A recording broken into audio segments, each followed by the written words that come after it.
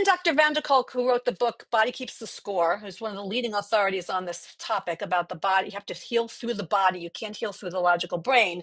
He said most therapists to this day in the world of academia are taught to not feel.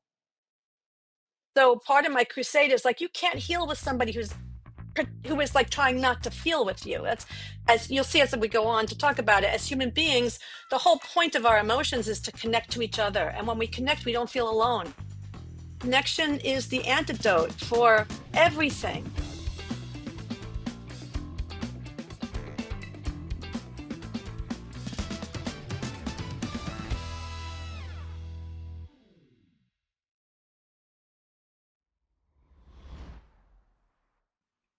Welcome back to A Matter of Speaking, a podcast for leading voices in the arenas of health, wealth, and relationships.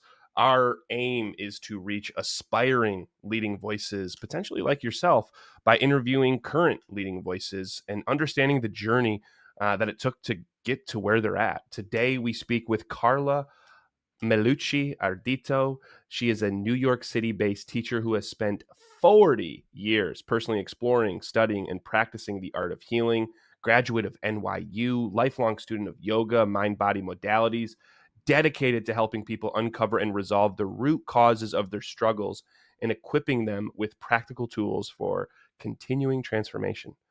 Her dissatisfaction with the limitations of traditional psychotherapy led her to create a method that empowers individuals to resolve inner conflicts and restore harmony between mind, body. She runs workshops. She has her own program. She's been going through our business building program, has had great success with it over the last couple of months. She teaches breathwork, has led breathing workshops for years. She's done Integral Yoga Institute. She's trained there, and she integrates breath awareness into all aspects of her teaching. In addition to her workshops, she has shared her insights on Sirius XM's Dr. Radio, blogged for the Huffington Post's Healthy Living section, and written for the Elephant Journal. Today is absolutely incredible. It was a fun talk to understand, one, how she got started, and two, how she boils everything down to these root emotions, 8 core emotions that we all feel. And she differentiates the feelings and emotions. And when we have feelings in our body, it's this tension that we can't seem to get past. It's because we're not really getting to the root emotion that's underneath it and finding awareness there. She then relates it to physics and the spiritual evolution. She relates it to the cosmos. She's got a really beautiful way of talking about it. So hop in, enjoy this. And as always, these podcasts are brought to you by Leader. If you are looking to master the art of getting your authentic message out to the world through speaking or business building, check out the link in the description below for a free webinar from Taylor Conroy. Leader has now helped thousands of people land stages across the world, both virtual and in person, TEDx events. I recently landed my TEDx event with them, and it was incredible. The amount of prep that I felt going into it gave me so much confidence. Still scary, but so much confidence. And we've helped people start to scale their business, like Carla, who in the last 2 months has had a $12,000 month and a $6,000 month doing what she loves by posting her message out there authentically on social and bringing clients in on the back end. So if you're looking to build or scale sustainably and authentically, Leader's the place to go. Check out the link in the bio. But let's get over to this interview with myself and Carla. And welcome back to A Matter of Speaking, episode 46. Today we're talking health. I also think it'd be good for relationships. I also think this would be good for wealth. We're talking with Carla, practicing, Melucci Ardito. Perfect. Thank you very much. One of our business clients. Carla, thank you so much for joining today's podcast. Thank you for having me. It's a fun one. I'm going to do my best not to get too emotional as we go through this, because we're going to be talking about emotions for the next 30, 45 minutes, how to work with them, not necessarily through them. But you started putting yourself out there. You've been going through our program. You've had last 2 months, 12,000, 6,000, bringing people into your program, changing lives, running workshops, which we're going to talk about. You're a leading voice when it comes to emotions. I truly believe that. And I think it comes with a badge of honor. First question I ask everybody, Carla, what does it mean to be a leading voice to Carla Melucci Ardito? Okay. Well, I think what it means to be a leading voice is I mean, the first part of that, I would say I kind of go with the Malcolm Gladwell 10,000 hour philosophy. I Hmm. think that you have had to devote a substantial amount of your life to the subject that you Hmm. are leading. And the second thing I would say is that kind of based on a meme I saw that said, that it's really about how it's not about how you feel with what you do for your purpose. Let's call it purpose. It's about how you make other people feel. So I think that it to be a leading voice means that your voice is in some way helping humanity, helping the human race evolve, no matter what your service is, because everything is an act of service. Yeah. How is it helping? Yeah. So with that, it's like not only is it a topic that you should have devoted a good amount of your life to, really to understand it, you then need to have some like transmutation with it to then think of the person you're trying to reach. How is this, my knowledge of this, going to make people feel, right? To help Yes. society. Yeah. I always say it's knowledge and sensitivity, and you have to have both. A lot of people have the knowledge, but they don't have sensitivity. A lot of people have sensitivity, but they don't have the knowledge. And in order to impact, you have to have both. I love that. How do you It's the like left. Yeah. Sorry. no, you're good. One of my favorite questions of asking is like, how do you remind yourself this stuff? I think a lot of people like will listen to this podcast and they're like, oh yeah, that makes sense, or oh yeah, I feel that too, but I'll forget it. Right? It's like we're natural humans where we have this like amnesia to forget the things we really care about. How do you Hmm. remind yourself to like say, hey, I have the knowledge, I have the sensitivity, I'm the one to get this out there? Because I mean, you're posting on social every single day. What do you do to remind yourself? I don't think you have to remind yourself when it's something that really affects you emotionally. So just bring it back to the emotions. Mm, They say you learn things because it means something to you emotionally, and that's what keeps it in you. mm, If it didn't mean anything to you on an emotional level, you will forget it. Like you can study at school and spit out information back in academia, but if it didn't mean something to you, if you didn't have emotions about it, you're not going to remember it. It's not going to stick with you. mm. Yeah, I really Like like to it's the passion. because you always you're bringing it back to emotions already, which is Yeah, the journey we're taking today. that's right. And I want to know where the journey started because I think anyone could be like, I mean, you're helping people with their emotions, kind of an Hmm. emotion expert, right? Yeah, Coaching yeah. people with it. But everyone's like, hey, I have emotions too. When did this like start for you? When did this whole emotional journey start for Carla? Okay. So I would say it's like an emotional gym, like what Mm, I do, like getting people to understand how to work with their emotions and not have them work against you. But where it started for me, so the first thing I would say is I'm one of five children, and my mother said that I, as a baby, was the only one that like screamed constantly. Like she couldn't figure out what I needed or wanted. And I think that, and this has been talked about in scientifically or in psychological or in psychology world, that like we're all born with a different degree of sensitivity as human beings. So I think I was just born highly, highly sensitive, and that was the departure point. Like mm, sensitivity has to do with feeling things and emotions, right? My siblings are more like they go into themselves or shut down in a book, but I'm always feeling and out there. And then I suffered from anxiety and depression, and pretty early on. I think it started when I was 9, mm. and that was a huge catalyst for me to want to heal. And I without giving away my age, I remember the '70s very I'm well. not Let's just put it asking. that way. I'm Let's not just put it that asking, way. nor should I. But in the '70s, like there weren't a lot of. I don't think there were a lot of drugs yet for anxiety and depression. There probably was something, but it wasn't very.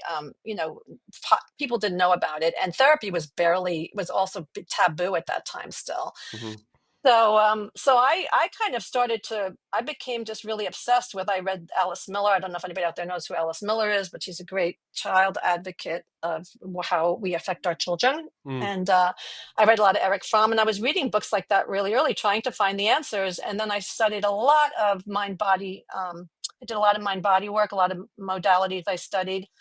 And I think the breakthrough for me was when I realized after doing talk therapy on and off for 15 years, it wasn't really helping me mhm, really that much. I mean, it was nice to have someone to talk to, but what happened was in talk therapy one time, I remember I went into a very I call like a tidal wave of sadness came through my body. Mm-hmm. It was real sadness. It wasn't anxiety. It wasn't crying out of anxiety or frustration. It was like raw sadness coming through me that had been there forever, which is why when an emotion gets released and it's been buried for a long time, it's tumultuous. It's not like the normal level of sadness when it's been down there for, Mm.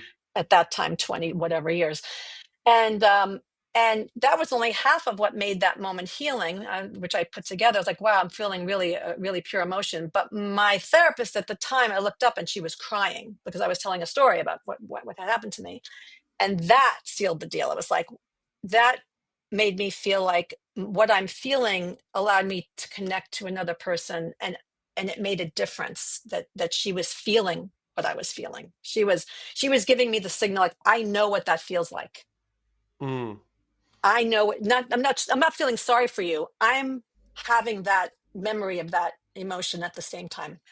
It's like so much empathy that it pulls up this exact same emotion for her.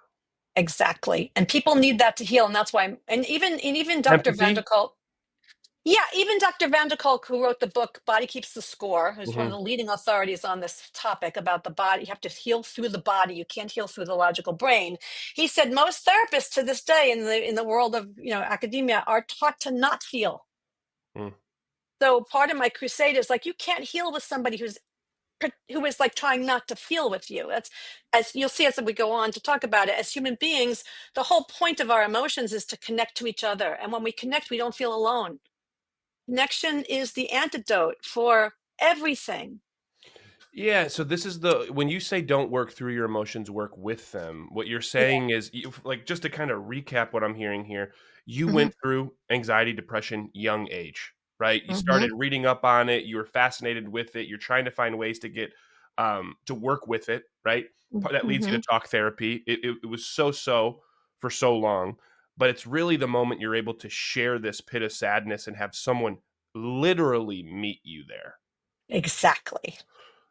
So, are you saying that's needed to be mirrored with someone else, or for instance, could you just go to that depth and feel it and be like, "Oh, I Right. felt it," or do you need someone else to sit there Yeah. with you? Well, that's where the somatic techniques come in. Like, Mhm, our beautiful brain can imagine anything. And when my brain is imagining something, my body believes it's happening. mhm. So you don't need the parent who hurt you to be there. And most of our parents, even if they're alive, they can't do that, what my therapist did, because in order to do that, they would have had to heal they would have had to process all the emotions that they're sitting on. The reason you can't be there with somebody, I'll give my therapist this. She obviously did enough work that she let her body feel something in that moment. She wasn't afraid to feel it with me. I don't know if anybody out there, you have ever been around a person where you have an emotion and you can see how uncomfortable they're getting because you're having a real emotion. It's because they haven't felt that emotion is repressed inside of them, and there's a defense protective mechanism. Like, I'm not going to feel this right. I can't feel this right now. This is going to Mm, bring up all of my pain. mm. And so you get abandoned in that moment for that reason. Do you think it always is like people feel uncomfortable because they've repressed feeling that same emotion, or for some people, is it I've never felt this emotion?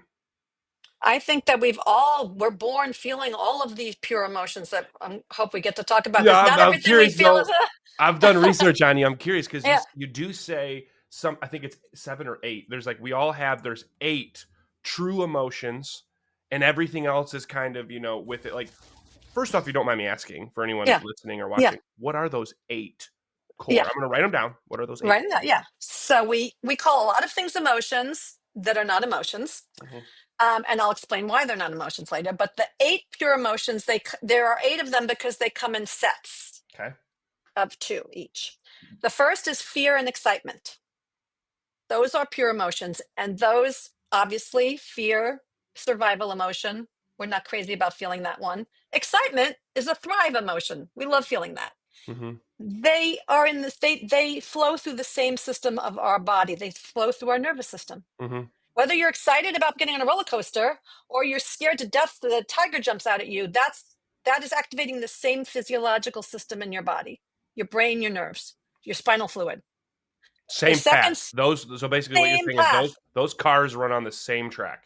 Yeah, feels differently to us because one Mhm. is based in the brain about surviving and the other one is about thriving, but it feels differently. One's pleasant, one's not pleasant, but it's still going along the same tracks of, inside of your body, the same Mhm. pathways. Second one is desire, and I like to say want also because we associate desire all the time with sexual desire or Mhm. romance or whatever, but it's really the emotion of wanting something, going after something, desiring something. And the counterpart to that is anger. Hmm. People who can't do anger also can't go after what they want. And to the degree that you can do anger Can is you say the that is the, again? I'm so sorry. Can you say that again? yeah, you can only go after what you want in life to the degree that you're able to feel your anger. No Hmm. more and no less. Because again, it's operating in the same pathways. I love that one. Okay. And there's a reason why Valentine's Day has red hearts. If you say I want to go after that thing, you fire up, your heart starts pounding. It's a natural reaction to say I want that thing, I'm going to go after that, even if Mm. it's nothing that you have to physically move yourself to go after. Your blood will start pumping more. So it's your circulatory system and it's your major muscles. It's your fight and flight. If you have to flee the tiger or kill the tiger, you're going to need a lot of blood and muscle energy to do that. Right? Mm. These are all based on primitive things. We're so civilized now, but the mechanism is still the same, operates the Right. same way. And then anger, they say, your face turns red when you're angry. Why is that? Because blood is fucking rushing Yeah. everywhere, right? So that's the proof that it's connected to your body. And this is why our emotions are so important to understand the pure ones and to understand how they keep us physically healthy as well as mentally sane and Mm. sound. And it's the ultimate connection of body and mind. Our brain can't, and neuroscience for the last 10 years, thank goodness, has been validating everything I've been doing for the last 40 years and 20 years teaching it, is that you can't think clearly without your emotional brain. Antonio Damasio, he wrote Descartes' Error, because Descartes said, I think, therefore I am.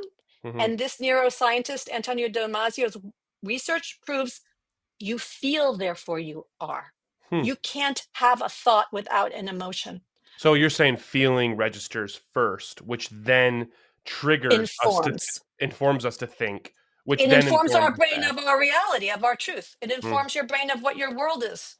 I'm gonna have more questions about. So Yeah. do Yeah. we? But I also want to get. I want to get to Yeah. these other ones. So But the other two are, yeah. So sadness and hurt.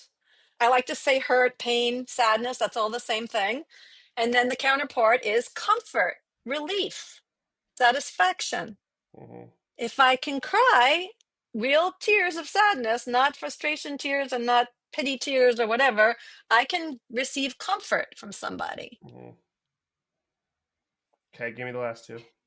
And the last two are love and joy, which is the same thing. I know everybody saw the Disney movie where they have joy as a character, the one that, what's that Disney movie about the emotions? Inside Out. Inside Out. Yeah. Joy is love. It's the same thing. Mhm. What it's not just, again, it's not just love of a person or your children. It's when you feel that state of euphoria. Mhm. That's love. Okay. And then need and longing. That's the other side. Yes, the other side. That's the survival one. Okay. Babies learn about love from needing their mother and their father. Hmm. That's how they learn about love. Yeah, go ahead. Yeah, I was gonna say because this is one of the things that I all the way back from fear and excitement, right? Hmm. Because it almost sounds like you're saying we can only want and desire as much as our ability to fully feel anger, right? It's like it's a you need both on these parallels. Yeah. Getting ready for my TEDx talk recently, nice Uh, shameless plug. Uh, yeah, I was telling people, I'm like, yeah, I'm nervous, heart's pumping, and of they're like, course. well, don't tell yourself you're scared, tell yourself you're excited because they run in the same track. But now my question, because what I'm hearing from you, it feels somewhat different. Are you Hmm. saying on each of these we need both? We need to fully feel both? Or like what you're saying is like, well, don't feel fear, feel excitement. Which one is it? You need to feel both. Hmm. And as a child, if you get denied the feeling of fear and validation, I'll give you a perfect example. One of my students, before COVID, and I was mostly working with people, I wasn't even working, over like Zooms and stuff like that for the most part in the Mm-hmm. beginning of my career. this man, he's a very well-known documentary maker. Anyway, plug. He comes to me and he's like, he goes, look at this photo. This is me in the station wagon when I'm 6, and my family's about to put the car on a ferry. And I'm freaking out, scared to death because I don't understand how that boat's not going to sink. And they're making fun of me and they're Mm, mocking me. So this child in that moment is having a natural fear. And hmm instead of someone validating that and saying, I get it, you're right, that is scary to think about that. I'm here. Let me explain to you that it's going to be okay.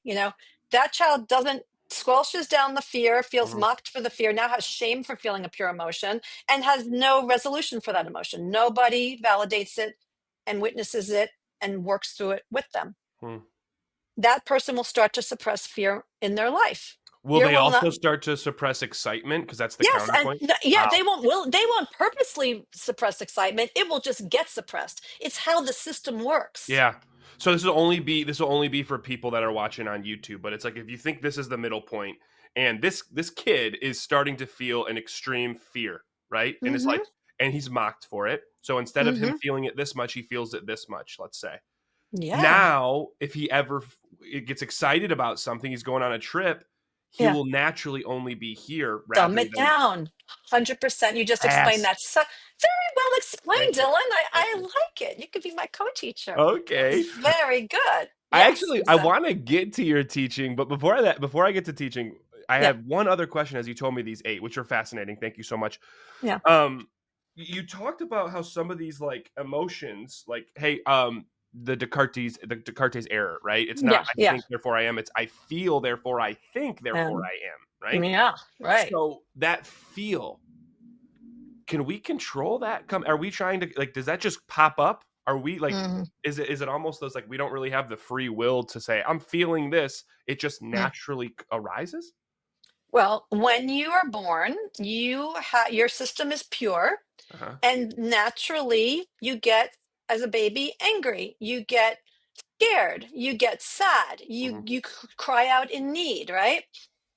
And when those emotions do not get met, validated, allowed to flow, all of that, then what happens is we start to get these things called feelings, because internal conflicts form when we can't feel our emotions. So what was your question again exactly? Can we control Can we feeling them? control? Yeah, can we control these? I feel, therefore I am. Which would you would Yeah. say I have these emotions, therefore I Yeah, think. there I Can we am. can we Yes. control these emotions as they come up, or they just happen? No, you can't you shouldn't have to control them. They should be a natural response Yeah. rather than a reaction to your environment. Mm, They become reactions when they no longer are functioning fluidly. You can't get to them. Now you're reacting. yeah. But it's a natural response. Like, I had this whole argument with a neuroscientist on Instagram, a Yeah. friendly argument, Yeah. but she was saying that anxiety and fear, like as far as the neural brain goes, it's the same area. I said, well, okay, might be the same area. I said, but fear, pure fear, is the response to a threat outside of yourself. And this will relate to your TEDx fear, okay? hmm It's the response to something outside you, a threat outside of yourself. That's what pure fear is. And in answer to your question, I'm not controlling that. If somebody Right. jumps out at me from a dark place, wah, you know what I mean? hmm Hopefully, hmm if I haven't had my fear suppressed. Also, by the way, people will walk down dark alleys who had their fears suppressed. As a parent, you see your child have a natural instinct about what to be afraid of. If you squelch that, they'll put themselves in dangerous situations that they shouldn't be in. By the way, Mm, this happens to women a lot. Anyway, that's a side note. But it's fascinating. anxiety is a perceived manufactured threat inside of you. So our fear about getting in front of an audience hmm is the anxiety of, they're not going to like me. I'm going to fuck Mm, up. It's going to be terrible. This isn't really good. I'm not really good. That's not fear. That's anxiety. And underneath that anxiety is all of our childhood places where more or less we weren't seen. We weren't able to fail and be loved after failing, to know that failing's just part of it. All of that would have been the pure emotions more or less, is in us helps us get through those moments where we're thinking there's a threat. The Hmm. only threat is your own, and this goes down to like the whole thing about like your comfort zone.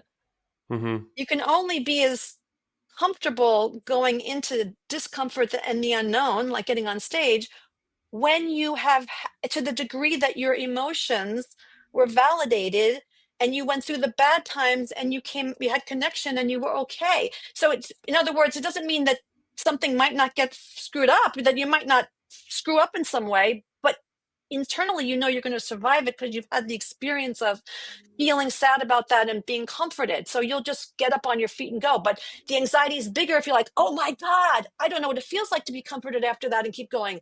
So I'm going to think that that's the end of my world. Like Are this is, are you then saying that so you have this fear suppressed, right? And I want to make sure I'm because yeah, this is all so yeah, good. You've had this fear suppressed, so it's like you don't feel it to the extent that right. now it's like we manufacture this fear, and let's say in the case of me getting ready for a TEDx talk, which Yeah, then yeah, shows up as anxiety.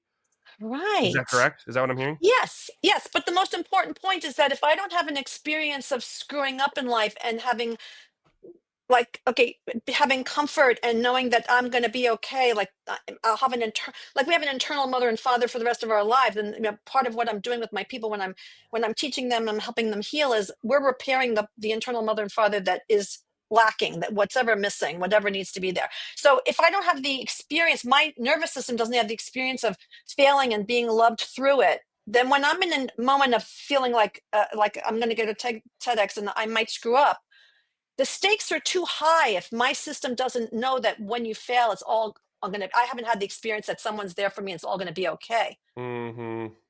then the Mm-hmm. stakes are too high.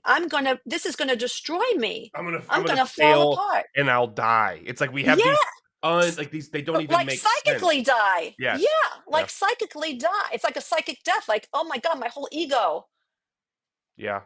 blown out of the water. I'm never going to recover from this. Whatever I'm hanging on to that makes me feel good about myself, what if that gets destroyed?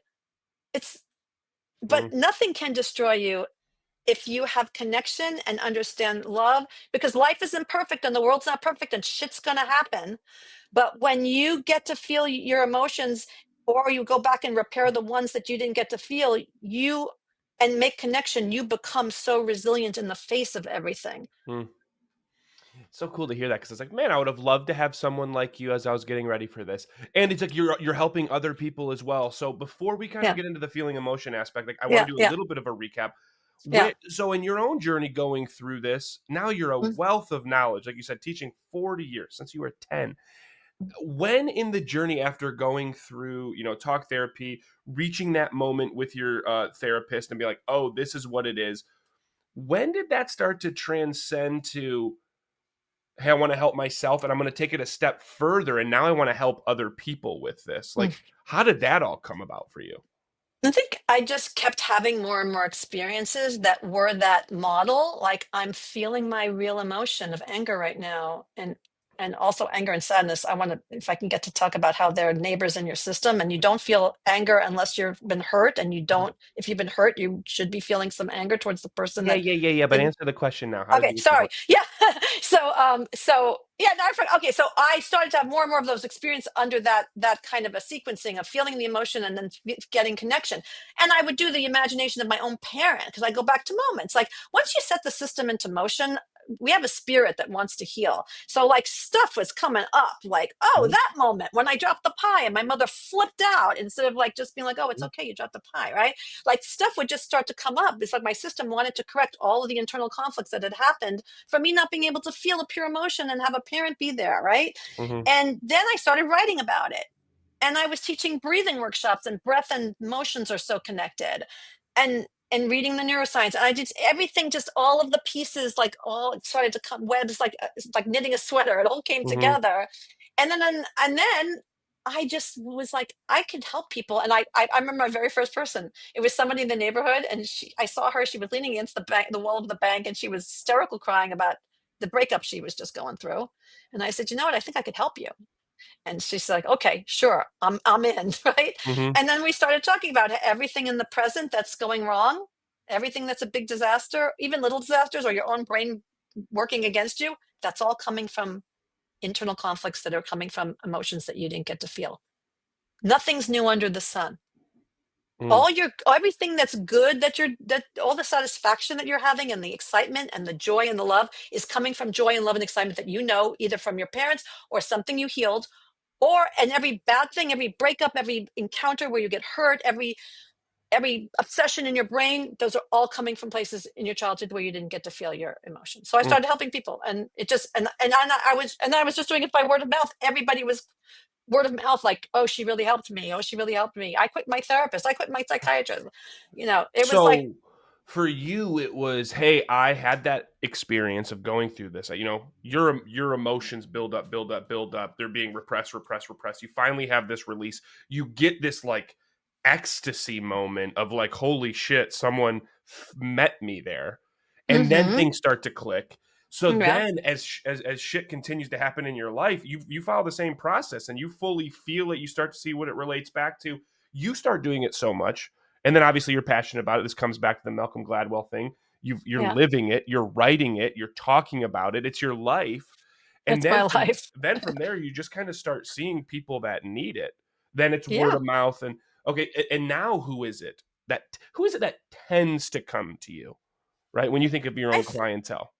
I think it's people that have kind of they're just fed up with trying and nothing's working. Like the very last person that reached out to me, she said, "I've read all the books Hmm. and I did talk therapy, and I just feel like talk therapy just took my money, and I Hmm. just don't feel any better." And she was frustrated. It's people who are like people who really do want to heal. They really do, they want to do the work. They don't know what the work is. Hmm. How do they find you? Uh, well, lately, word of mouth, TikTok, Instagram. Uh, you know, Where it's on it's where on and where on I love it's the plugs. Where on TikTok? at this emotional life, I believe it Okay. is. I'm probably not the best with my own We can at this yeah, I we can think it's throw it at in the this description. And throw it then in there. I think at this and emotional life, resolutiontherapy.blog resolutiontherapy.blog, this emotional life life on on Instagram, TikTok. and I And you think it's said at this on TikTok. people Yeah. find you. You obviously work with people one on one. You also do workshops. Can you speak to like your workshops and what it is that you do in them? How Yeah, long they are? I figured I had this really good idea to really get it out more what I'm doing to help more people. I thought I'm going to do a 1 hour workshop that covers the basics of what I do and explains the theory, the philosophy, the practice, the tools. And then it's like I give people the chance to dip their toe in, because when you say the word emotion, a lot of people get scared. Like, I don't emotions. Like, no, you're not going to make me feel emotions. Like, Hmm. So this allows them to sort of dip their toe in and to see that it's really not. It's out of your comfort zone, but it Hmm. doesn't have to be scary. And it's only Yeah, an hour, which I love. You said it's 33 it's an bucks hour. per an hour. Yeah, $33 for an hour, and in an hour you get you just get the framework and you get the idea, and then you can decide, this really something that speaks to me. I'm intrigued. I feel like I want to do this work. Or And you just go off with a little bit of knowledge and information. yeah, it's like, hey, thank you so much for the hour. It's I a appreciate win-win. this. And one of the things you talk about, we don't have too much time left. Yeah, I do want to get on to the fact of you say that we've said it a couple of times here. There's a difference between feelings and emotions, right? yeah, Those eight core yes, emotions and that. yeah, Can you elaborate on yeah. like the what's different between the two? I would love to. Feelings are everything that's a feeling: shame, guilt, anxiety, depression, resentment, hate, all those. If you look underneath, there's a real emotion dying to get out. Mm. Those were formed when, and I wish we had more time because I could explain the story about those are formed when you're not allowed to feel an emotion. It's the defense against feeling the emotion. It's the best the child could do Can we take an once example? she, Is so, so so, no. okay. Oh no! I want one. I want one. I want No, one. So without, someone yeah, feels shame about yeah. like how they've been acting, how they've been treating other people. Right? They start to feel shame with that. Okay. What Yeah. would you say is the true emotion under that? Great question. Thank you for Right, you're guiding welcome. me. You're welcome. Okay. I'm a So co-teacher in your program. I know you are. So shame is the cover feeling for need. So I would say Hmm. to that person who's feeling shame about everything they did, I was like, what did you need that you Mm. didn't? admit to yourself you needed. Guilt is even a better one. Like, I feel guilty I didn't go to the gym. Well, maybe you needed to rest that day, Mm, but you can't let yourself have the need of rest because you're too busy beating yourself up that you should be at the gym. And you're more comfortable with guilt than I need to nurture myself and sleep today. mm. You And say you're, that yeah, you say that both shame and guilt both come back to need. I almost see they this both as like do. a branch or roots that all come back to. Is there Yes. some place that people could go to basically pinpoint and say, okay, this feeling is Yeah. tied to this emotion? Yes, I have a whole chart for that that I give Oh, out in cool. the workshop. But in the meantime, for everybody out there, what you can do is when you're feeling something that's a feeling, and the feel, emotion, just quickly, I'm glad we get this in. Emotions flow through your body. Feelings feel like you're constricted and you're having an argument with yourself. They don't feel Mm, like flow. So when you're in a thing that doesn't feel like flow, like we just mentioned a bunch of them, anxiety, just ask yourself, what am I afraid of? What am I angry about? What am I sad about? Or what do go I through need? those One of eight. those four survival ones, the four Mm, survival ones, because it's always covering one that we don't like feeling, not the good ones. We love the good ones. yeah, So ask yourself, am I feeling afraid of something? Am I feeling angry about something? Am I feeling sad about something? Or do I I feel like I need. need to? And guarantee that under that constrictive, conflictual feeling, one of those real emotions is lurking, and you just have to connect to it, and you will be free of that bad feeling, and you can start processing the emotion and where it came from. Why were you covering that? Where in the past did you have to cover that? Like, if your brain is obsessing about something back and forth, like, oh, I just got off the phone with this friend of mine. We had a fight. I should have said this. I should have said that. I'm so angry at that. Maybe I'll write him a letter. No, maybe I won't. Just stop and go, did you feel hurt? Were you afraid in that moment? Like, something, Yeah. there's a real emotion that you're not wanting to look at. Hmm. And it's And coming from the past and it's unresolved. let's say in All of that that. situation though, it's like I was angry at him. Is that Yeah. enough to basically be like, oh, I was angry at them and you let it go, or do you then like dig in the anger, if that makes sense? Great question. So if you're angry at them and it's pure anger and it's pure anger from just that moment and not old anger, Hmm. then you will be very clear and say, hey, let me tell you why this really made me angry.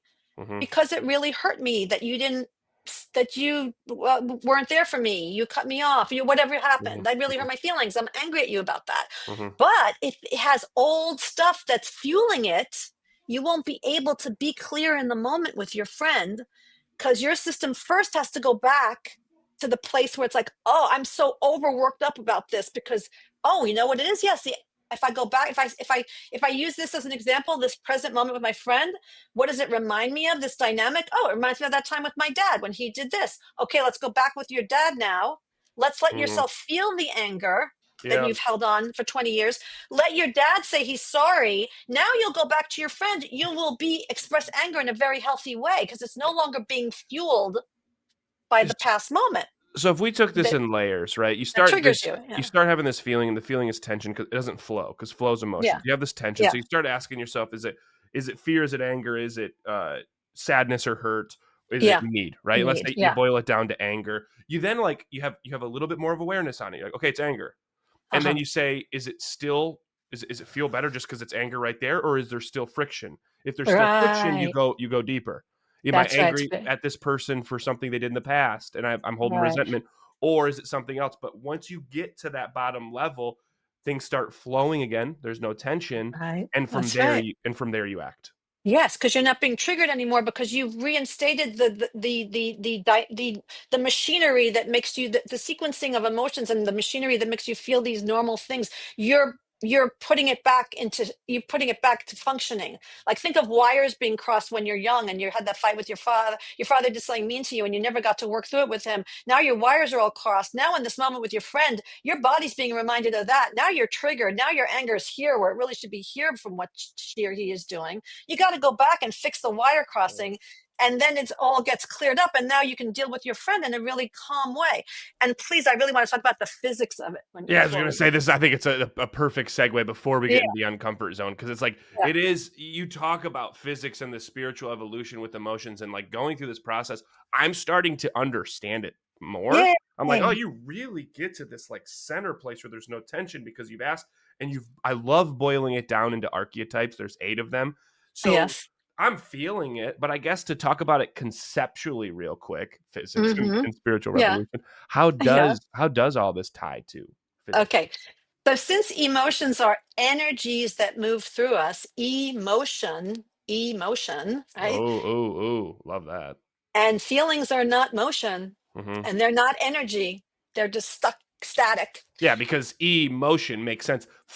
Feelings, that doesn't make any sense. Exactly. It doesn't. And so there are four energies that make this is science, that make everything happen in the universe. We are part of the universe. Hmm. We're not separate from physics. Hmm. We are made up of those four energies. And guess how those four energies flow, like energy does, through us? They flow through us by our emotions, our Okay, emotional what are the life. four energies? Electromagnetism is your fear and your excitement. Gravity is your desire and your anger.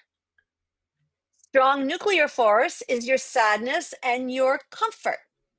And weak nuclear force, and these are the four physics energies, is love and joy. And now I'm going to tell you something, two things that are going to blow your mind. Okay. Hmm. I never got to get to the love, joy, need with you, but we feel from our nervous system to our circulatory system to our lymphatic system, which is our sad. It's a fact that when you have a good cry, your white blood cell count goes up. That's a fact. If you're really in sadness, you're enhancing your immune system. If you deny sadness, you are hindering your immune system. This is a fact. That's your strong nuclear force. The last one is love and joy is literally in the bones where we make our cells in the bones. You know that the stars are made out of the same material. Another fact of science, our bones are made out of the same material as the stars. Neil deGrasse Tyson told me that. I know that. Thank you. Hmm. That blows, first of all, that blows my mind based on what I'm telling you. Hmm. We do love in the bones. The stars are love. We are love. We are the universe. Mm. But Mm. you don't get to do the love and joy because you're a human being. You're a spiritual person. You're a spiritual being having a human experience. You don't get to the joy without all the other energies. You have to balance them all out. You don't get to feel joy without feeling all the other human things. So you have to become. So there's a great. I'm going to tell you this as a parent. There's a woman who wrote this book, The Conscious Parent. I love her. I can't think of her name right now. Hmm. Just look up The Conscious Parent. Don't She tell me what said to do. sorry. She said that there's different levels of consciousness of human beings, Hmm.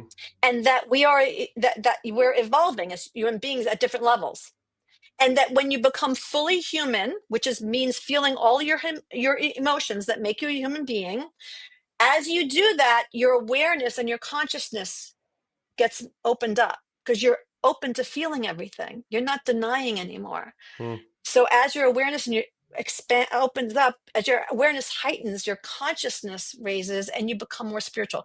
So when we balance out the physics energies in us vis-a-vis our emotions, we are becoming more one with the source, with this universe, with the creation of this universe. We start to understand it, we start to merge with it more. But when we're stuck in our human and we're denying our humanity and we're not feeling everything, that's why anxiety, depression, all that. Hmm. When you take those risks to segue into the discomfort zone, Hmm. you're letting yourself become more human. You're like, okay, I might get crushed, I Yeah. might cry. You're becoming more human when you step out of that comfort zone. You're letting yourself feel more, have more energies flowing through you, resolve whatever doesn't feel good running through you, Hmm. and become a more powerful being. Well, and it sounds like too. What most of us don't want to do is feel that negative end of the spectrum. We don't want to feel the fear. We don't want to feel the anger. We don't want to feel the hurt. We don't want to feel the need. So we Mm-hmm. suppress it, and then Mm-hmm. wonder why we're suppressed on this level. And then you're this much of a being rather than this much of a being. Right. So the And you whole. did and you learn to suppress it because we're all primitively wired to protect our parents. Hmm. You need your parent. You know that on a primitive level as a child. So if your parent's upset and your anger is going to make them more upset, you're going to suppress that. If you're sad and it's going to upset your parent, you're going to suppress that. Sometimes the parent says, "What are you crying about? There's nothing to cry about." Yeah. I feel sadness. That's why I'm Yeah. crying. Yeah. But your primitive brain goes, protect him or her. She doesn't want you to feel that. She needs you to, and you will do that as a child. Yeah. That's why talk therapy doesn't work. You have to really have methods that are these somatic body methods that override the primitive brain's need to protect the parent. Yeah. We can't heal unless we feel our truth. The parent would want it that way. Believe me. Right. Yeah. I'm only with time. Look, I mean, this is a lot. And it's like, I man, know. there's so much we haven't talked about, which is why people will seek you out. Biggest thing that you're learning, or I'm sure Carla's cool with this. You already Yeah. said you had a healthy debate with someone. Biggest objection you might have if you're listening to this, throw it in the comments below. Or the biggest question that it's like you're still wrestling with, throw it in the comments below. We'll definitely make sure we're checking back in with it. But let's go, Carla. This one's got to Yeah. be rapid fire. It's the Let's go. uncomfort zone rapid fire. You have Okay. learned all of these things. You have decided to get outside your comfort zone and talk about things that people disagree with you on. Hmm. Neuroscientists disagree with you on, but you're still willing to put it out there because you know you can help people. Why did you decide to get outside your comfort zone? Because I decided to walk the walk that I talk. Mm-hmm. It's like, what's your anxiety, Carla? What's your ego? Why do you feel like, what do you feel is going to destroy you about this? Like, Mm-hmm. you need to just deal with that. Deal with why you feel like you're that fragile. What's making you that fragile? You're going to be okay. Why do you think most people don't get outside their comfort zone? Because the ego is a very strong, powerful thing. They'll keep you And kind of here. Rather, yeah. And I think that we don't realize, I think if people understood what I'm saying, that your anxiety, and we'll call it fear, to go into to be uncomfortable, is coming from a place in your childhood where you didn't really get what you needed so that you could be okay to take risks. I think that people might start stepping into the discomfort more if they understood that there's a source to that and you can mm-hmm. work through it. Yeah. Yeah. What would you tell someone, they're hearing some of this, they're taking some of this in, they're like, oh, okay, Hmm. maybe I can get outside my comfort zone. They're on that precipice, right? Hmm. What do you think would be the first step to help someone fully get outside their comfort I'd say sit down and write all the horrible things you think are going to happen when you do this thing you want to do that you're zone? feel anxiety about doing. Write it out, like just free flow it. Mm, Oh, this is going to happen. That's going to happen. Like your worst nightmares, and then go through each one of them and go, why do I think that would happen? Like where am I getting that from? That mm. nobody's going to like me. That I'm going to fail forever. That what's the source of that? You weren't born with that. And you make it pretty simple when you say we can boil it down to these four emotions, Yeah. right? Like Yeah. it's the biggest things that I took here. And I want to thank you so much, Carla. You're a wellspring of Thank knowledge, and there is you. more water down there. And if you want to get more of this water, we are going to put in the description below links to check out Carla's on social, her website, places where you can find this workshop for an hour, $33 to work through some of this stuff. Take it and run. You also have other things that you're doing coming through our program, putting yourself out there, the consistency of it, working through these fears.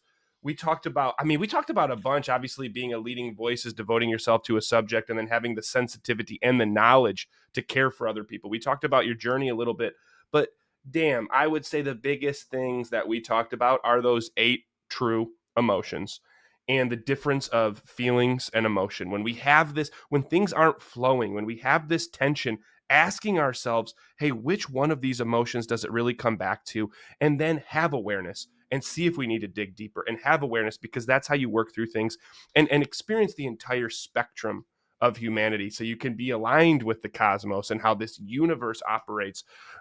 Absolutely incredible. If you, as a viewer, a listener, liked this, show us by liking and subscribing below. If you, as a viewer or a listener, are frustrated or have tension or have questions, drop them in the comments below. We'll check them out. Carla will check them out. We appreciate it. And as always, tune into our future episodes.